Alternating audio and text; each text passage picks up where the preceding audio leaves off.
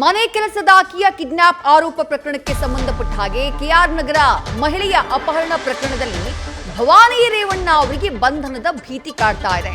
ಒಂದ್ ಕಡೆಗೆ ಪ್ರಜ್ವಲ್ ರೇವಣ್ಣ ಅವರ ವಿಡಿಯೋ ಇವತ್ತು ಬಹಿರಂಗ ಆಗಿದೆ. ಅವರು ಖುದ್ದಾಗಿ ಯಾವಾಗ ಬರ್ತೀನಿ ಅಂತ ಹೇಳಿದ್ದಾರೆ. ಮತ್ತೊಂದ್ ಕಡೆ ಇದೇ ಕಿಡ್ನಾಪ್ ಕೇಸ್ಗೆ ಸಂಬಂಧಪಟ್ಟ ಹಾಗೆ ಎಚ್ ಡಿ ರೇವಣ್ಣ ಈಗ ಜಾಮೀನಿನ ಮೇಲೆ ಹೊರಗಡೆ ಇದ್ದಾರೆ. ಈ ಮಧ್ಯೆ ನಿರೀಕ್ಷಣಾ ಜಾಮೀನನ್ನ ಕೋರಿ ಭವಾನಿ ರೇವಣ್ಣ ಅವರು ಅರ್ಜಿಯನ್ನ ಸಲ್ಲಿಸಿದ್ರು. ಬೆಂಗಳೂರಿನ ಜನಪ್ರತಿನಿಧಿಗಳ ವಿಶೇಷ ಕೋರ್ಟ್ನಲ್ಲಿ ಈ ಬಗ್ಗೆ ವಿಚಾರಣೆ ನಡೆದಿದೆ. ವಿಚಾರಣೆಗೆ ಹಾಜರಾಗುವಂತೆ ಭವಾನಿ ರೇವಣ್ಣ ಅವರಿಗೆ ನೋಟಿಸ್ನ ನೀಡಲಾಗಿದೆ. ಯಾವ ನಿಯಮದ ಅಡಿ ನೋಟಿಸ್ ನೀಡಿದ್ದಾರೆ ಅಂತ ಹೇಳಿ ಎಸ್ಐಟಿ ತಿಳಿಸಿಲ್ಲ. ಹೀಗಾಗಿ ಭವಾನಿ ರೇವಣ್ಣಗೂ ಕೂಡ ಬಂಧನದ ಭೀತಿ ಇದೆ ಅನ್ನುವಂಥ ಮಾಹಿತಿ ಲಭ್ಯವಾಗ್ತಾ ಇರೋದು.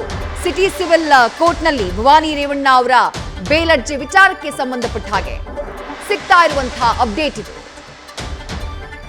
ಮತ್ತಷ್ಟು ಡೀಟೇಲ್ಸ್ ನಮ್ಮ ಪ್ರತಿನಿಧಿ ವಿಷ್ಣು ಪ್ರಸಾದ್ ನೀಡ್ತಾ ಹೋಗ್ತಾರೆ. ವಿಷ್ಣು ಪ್ರಸಾದ್, ಎಸ್ಐಟಿ ನೋಟಿಸ್ಗೆ ಸಂಬಂಧಪಟ್ಟ ಹಾಗೆ ನಿರೀಕ್ಷಣಾ ಜಾಮೀನಿನ ಮೊರೆಯನ್ನ ಹೋಗಿದ್ರು ಭವಾನಿ ರೇವಣ್ಣ.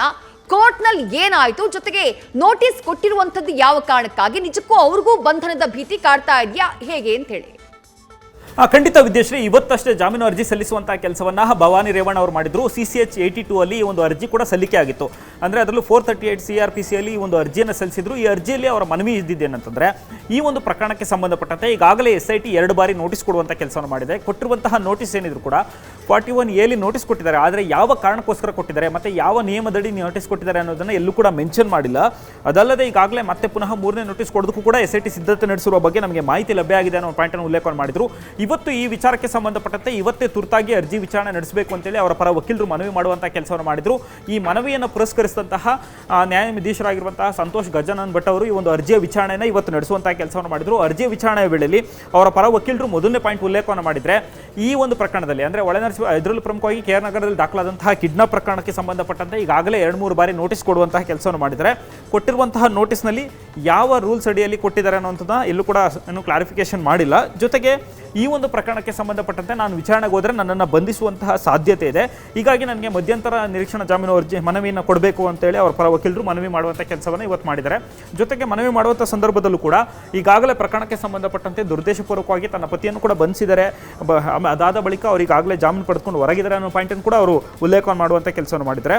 ಅದಾದಮೇಲೆ ಇನ್ನೊಂದು ಪ್ರಮುಖವಾದಂಥ ಅಂಶ ಏನಂತಂದರೆ, ಇದೇ ಪ್ರಕರಣಕ್ಕೆ ಸಂಬಂಧಪಟ್ಟಂತೆ ಈಗಾಗಲೇ ನೋಟಿಸ್ ಕೊಡುವಂತಹ ಸಂದರ್ಭದಲ್ಲೂ ಕೂಡ ಇನ್ನೊಂದು ಪ್ರಕರಣದಲ್ಲಿ ಅಂದರೆ ಅವರ ಲೈಂಗಿಕ ದೌರ್ಜನ್ಯ ಪ್ರಕರಣದಲ್ಲೂ ಕೂಡ ಒಮ್ಮೆ ನೋಟಿಸ್ ಕೊಡುವಂಥ ಕೆಲಸವನ್ನು ಮಾಡಿದ್ರು. ಅದಾದ ನಂತರ ಈ ಪ್ರಕರಣದಲ್ಲಿ ಈಗ ನಮಗೆ ನೋಟಿಸ್ ಕೊಟ್ಟಿದ್ದಾರೆ. ಆದರೆ ಯಾಕೆ ಕೊಟ್ಟಿದ್ದಾರೆ ಅನ್ನೋದನ್ನ ನೋಟಿಸ್ನಲ್ಲಿ ಎಲ್ಲೂ ಕೂಡ ಮೆನ್ಷನ್ ಆಗಿಲ್ಲ. ಒಂದು ಪಾಯಿಂಟನ್ನು ಉಲ್ಲೇಖ ಮಾಡುವಂತಹ ಕೆಲಸವನ್ನು ಮಾಡಿ ಅವರ ಪರ ವಕೀಲರು ವಾದ ಮಂಡಿಸುವಂಥ ಕೆಲಸವನ್ನು ಮಾಡಿದರು.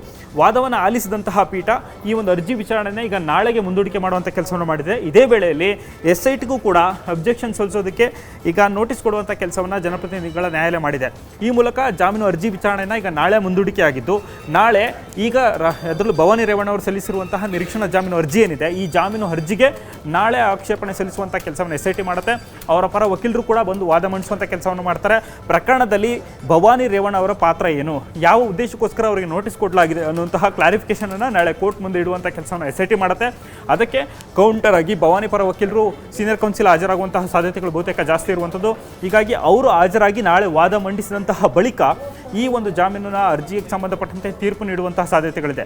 ಈ ಮೂಲಕ ಭವಾನಿ ರೇವಣ್ಣ ಅವರು ಸ್ಪಷ್ಟಪಡಿಸುವಂಥ ಕೆಲಸವನ್ನು ಮಾಡಿದ್ದಾರೆ. ಈ ಒಂದು ಪ್ರಕರಣದಲ್ಲಿ ತನಗೂ ಕೂಡ ಬಂಧನದ ಭೀತಿ ಇದೆ, ನನ್ನನ್ನು ಕೂಡ SIT ಅರೆಸ್ಟ್ ಮಾಡುವಂತಹ ಸಾಧ್ಯತೆ ಇದೆ, ಹೀಗಾಗಿ ನನಗೆ ಮಧ್ಯಂತರ ಜಾಮೀನು ಕೊಡಬೇಕು ಅಂತ ಹೇಳಿ ಮನವಿ ಸಲ್ಲಿಸುವಂಥ ಕೆಲಸವನ್ನು ಮಾಡಿದ್ದಾರೆ. ಈಗ ನಾಳೆ ಇದಕ್ಕೆ ಸಂಬಂಧಪಟ್ಟಂತೆ ಕೋರ್ಟ್ ತೀರ್ಮಾನ ಮಾಡಲಿದೆ.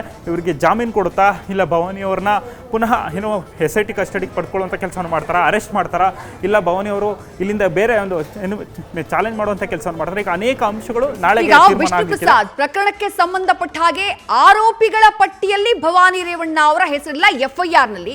ಹಾಗಾಗಿ ಭವಾನಿ ರೇವಣ್ಣ ಅವರಿಗೆ ಈ ಬಂಧನದ ಭೀತಿಯ ಆತಂಕ SIT ನೋಟಿಸ್ಗೆ ಸಂಬಂಧಪಟ್ಟ ಹಾಗೆ ಕಾಡ್ತಾ ಇರೋದು ಯಾವ ಕಾರಣಕ್ಕಾಗಿ ಅಂತ ಹೇಳಿ? ಖಂಡಿತ ವಿದ್ಯಾಶ್ರೀ, ನಾರ್ಮಲ್ ಆಗಿ ನಾವು ನೋಡ್ತಾ ಇದ್ರೆ CRPC ಸೆಕ್ಷನ್ 153 ಅಲ್ಲಿ FIR ದಾಖಲಿಸುವಂಥ ಕೆಲಸವನ್ನು ಮಾಡ್ತಾರೆ. ಮೇಲ್ನೋಟಕ್ಕೆ ದೂರುದಾರ ಕೊಟ್ಟಂತಹ ಏನು ದೂರಿನಲ್ಲಿ ಯಾರ ಮೇಲೆ ಆರೋಪ ಮಾಡ್ತಾನೆ ಅವರನ್ನ ಆರೋಪಿಗಳನ್ನಾಗಿ ಮಾಡುವಂಥ ಕೆಲಸವನ್ನು ಏನು FIR ನಲ್ಲಿ ದಾಖಲಿಸುವಂಥ ಕೆಲಸವನ್ನು ಮಾಡ್ತಾರೆ. ಆದರೆ ಪ್ರಕರಣದ ತನಿಖೆ ನಡೆಸುವಂಥ ಸಂದರ್ಭದಲ್ಲಿ ಬೇರೆ ಬೇರೆ ಆರೋಪಿಗಳು ಸಿಕ್ಕಂತಹ ಸಂದರ್ಭದಲ್ಲಿ ಮತ್ತು ಪ್ರಕರಣದಲ್ಲಿ ಬೇರೆ ಬೇರೆ ಆರೋಪಿಗಳ ಪಾತ್ರ ಸಿಕ್ಕಂತಹ ಬಳಿಕ ಅವರನ್ನು ಆರೋಪಿಗಳನ್ನಾಗಿ ಮಾಡುವಂತಹ ಕೆಲಸವನ್ನ ಇಲ್ಲಿ ತನಿಖಾ ಸಂಸ್ಥೆ ಮಾಡುತ್ತೆ. ಹೀಗಾಗಿ ಭವಾನಿ ಅವರಿಗೆ ಭಯ ಇರೋದೇನಂತಂದ್ರೆ ಈ ಪ್ರಕರಣದಲ್ಲಿ ಮೂಲ ನೋಡ್ತಾ ಹೋಗ್ಬೋದು. ಈಗಾಗಲೇ ಸಂತ್ರಸ್ತರು ಕೊಟ್ಟಂತಹ ಸ್ಟೇಟ್ಮೆಂಟ್ ಸಂಬಂಧಪಟ್ಟಂತೆ ರೇವಣ್ಣ ಅವರ ಕಿಡ್ನಾಪ್ ಪ್ರಕರಣದ ಬೇಲ್ ಹಿಯರಿಂಗ್ ಟೈಮಲ್ಲೂ ಕೂಡ ವಕೀಲರು ವಾದ ಮಂಡಿಸುವಂತ ಕೆಲಸವನ್ನು ಮಾಡಿದ್ರು. SIT ಕೂಡ ಆ ಟೈಮಲ್ಲಿ ಉಲ್ಲೇಖವನ್ನು ಮಾಡಿತ್ತು.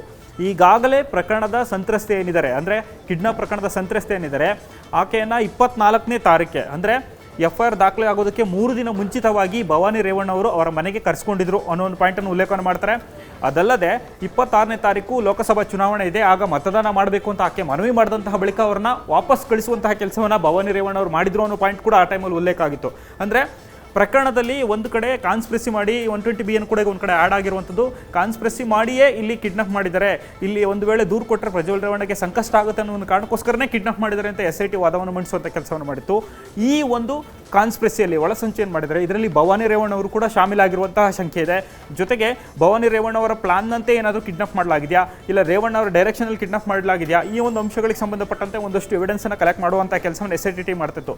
ಹೀಗಾಗಿ ಈ ಪ್ರಕರಣದಲ್ಲೂ ಕೂಡ ಭವಾನಿ ರೇವಣ್ಣ ಅವರ ಪಾತ್ರ ಇರಬಹುದು ಅನ್ನುವ ಶಂಕೆ ಮೇರೆಗೆ ಈಗಾಗಲೇ SIT ನೋಟಿಸ್ ಮೇಲೆ ನೋಟಿಸ್ ಕೊಡುವಂಥ ಕೆಲಸ ಆಗಿತ್ತು. ಆದರೆ ವಿಚಾರಣೆಗೆ ಹಾಜರಾಗದಿರುವಂತಹ ಭವಾನಿ ರೇವಣ್ಣ ಈಗ ಈ ನಿರೀಕ್ಷಣಾ ಜಾಮೀನು ಅರ್ಜಿ ಸಲ್ಲಿಸಿರುವಂಥದ್ದು ಎಲ್ಲೋ ಒಂದು ಕಡೆ ಪ್ರಕರಣಕ್ಕೆ ಸಂಬಂಧಪಟ್ಟಂತೆ ಇವ್ರನ್ನ ಬಂಧಿಸುವಂತಹ ಸಾಧ್ಯತೆಯನ್ನು ಭಯಕ್ಕೋಸ್ಕರ ಈ ಒಂದು ಅರ್ಜಿ ಸಲ್ಲಿಸಿದ್ದಾರೆ ಅಂತ ಹೇಳಾಗ್ತಿರುವಂಥದ್ದು. Vijayashree, thank you Vishnu Prasad. ತಮಿಳ ಡೀಟೇಲ್ಸ್ಗೆ ನ್ಯೂಸ್ ಫಸ್ಟ್ ನಿರ್ಭೀತಿಯಿಂದ ನಿಮ್ಮ ಪರವಾಗಿ.